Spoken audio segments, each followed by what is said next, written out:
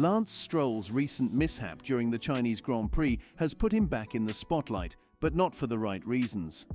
Aston Martin just made a big statement that could put his racing future at risk.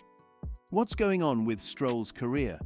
During the race, Stroll crashed into the back of Daniel Ricciardo's car while the safety car was out. Stroll claimed that Ricciardo braked unexpectedly, leading to the collision. However, reviewing the onboard footage from Stroll's Aston Martin, it was evident that he wasn't paying sufficient attention to the traffic ahead. Instead of focusing on the densely packed cars, he looked at the curb, which was a mistake under safe car conditions. This incident has raised questions about Stroll's professionalism. Despite the obvious error on his part, Stroll blamed Ricciardo for the crash and failed to apologize after reviewing the incident.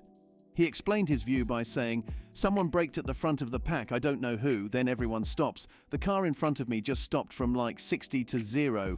It was a really stupid incident." Moreover, Stroll was also heard calling someone an idiot over the radio during the incident, which he later clarified wasn't directed at Ricciardo, but towards whoever braked suddenly in front of him. This behavior brings to light whether Aston Martin should start considering a future without the father-son duo of Lawrence and Lance Stroll playing a significant role, especially if the team aims for success based on merit and professionalism. Additionally, there's speculation about whether Honda, as an investor, might influence the team's decisions moving forward. Impact on team and future considerations. The incident reflected poorly on Stroll's individual performance and hinted at deeper issues within Aston Martin regarding accountability and team dynamics. In Formula One, where precision and professionalism are paramount, such lapses can significantly impact a team's reputation and success. In the recent race chaos, it's key to note that while Oscar Piastri and George Russell were ahead of Daniel Ricciardo, they managed to avoid any collisions. Ricciardo pointed this out, questioning Lance Stroll's actions in the incident. Ricciardo, known as the Honey Badger for his resilient racing style, rarely shows frustration. In discussing the event, Ricciardo criticized Stroll's lack of attentiveness during a crucial race moment. He explained, "It's a restart, and you don't know what the leader will do, so you have to be as vigilant as ever and prepared for any situation. I could see it was bunching up into the hairpin, so obviously everyone is backing up." Ricciardo then described the impact, "But the way he has hit me and basically put half his car under mine wasn't small like a judgment error. He was miles off. For me, there is no excuse for that." What added to Ricciardo's frustration was watching Stroll's onboard footage, which revealed that Stroll was not even looking at Ricciardo's car ahead. "I watched him on board, and he was not even looking at me. You can see his helmet and he is looking at the apex of the corner, so I don't know why he is not looking at the car in front unless his eyes are doing something funny." Aston Martin's response to the incident.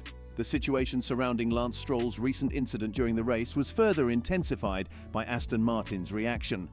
The team strongly supported Stroll, suggesting that his penalty was overly harsh. He faced a 10-second penalty, which he served during a pit stop, ultimately placing him at the back of the grid. Despite the clear evidence pointing to Stroll's fault in the incident, Aston Martin remains committed to building their future around him.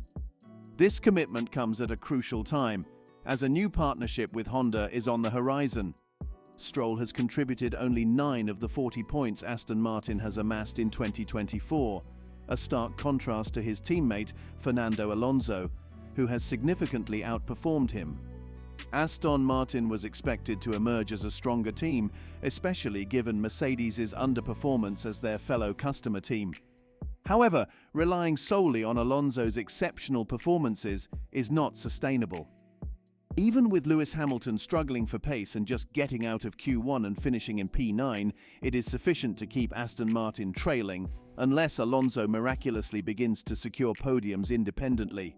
Mike Crack, the team principal at Aston Martin, consistently supports Lance Stroll despite the driver's mistakes on the track. Crack's public defense of Stroll could be creating a comfort zone that may prevent Stroll from improving.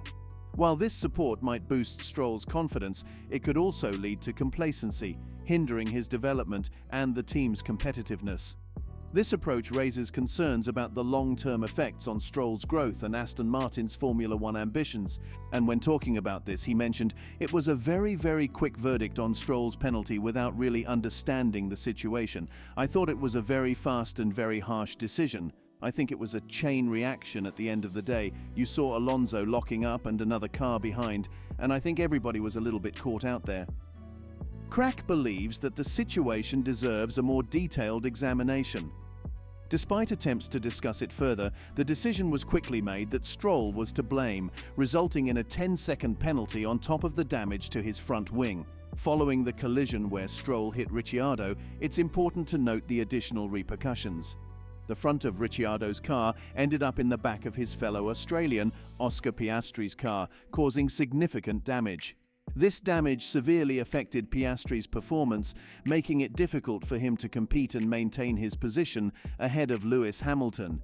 He eventually lost the spot to Alonso, who was advancing quickly on new tyres in the latter part of the race. Despite the outcome, Mike Crack suggested that Stroll's reaction was understandable, arguing that overly cautious in such tightly packed situations could have caused Stroll to lose more positions. He explained that predicting the perfect moment to accelerate is challenging, which can lead to incidents like this. Crack pointed out, situations like this have happened in the past and will continue to happen as long as racing is present. Future considerations for Aston Martin. However, this raises a significant question for Aston Martin. What does the future hold for Lance Stroll? Given the repeated issues and the dynamic of the team's performance, Aston Martin needs to evaluate whether continuing to invest in Stroll is in their best strategic interest. It's becoming increasingly clear that Lance Stroll may be holding back the progress of a project in which his father, Lawrence Stroll, is deeply invested. After significant developments like partnering with Honda, separating from Mercedes' wind tunnel facilities, and constructing a new one in Silverstone, the future of Aston Martin seems promising. However, doubts about Lance's fit with the team's ambitious plans linger. The excitement was palpable when a two-time world champion extended his contract with the Silverstone-based squad. This move sparked discussions and hopes among fans and observers that Aston Martin could be gearing up to compete for wins. However, the general consensus is that any potential victories would likely be achieved with the other driver, not Lance. This sentiment stems from observations that Lance is not pressured to enhance his performance and demonstrate a more competitive edge, and having your father as your boss undoubtedly comes with certain advantages. Team principal Mike Crack pointed out that they are keeping Lance on the team partly because of his technical knowledge and because the project is built around him. Extracting technical information from a driver can typically be achieved through simulator work or in other racing contexts. Suggesting such a change, however, might directly challenge Lance's position and could be seen as a blow to his ego. For Aston Martin, the decision to continue with Lance involves weighing his contributions against the potential benefits of fostering new talent who might bring fresh dynamism to the team.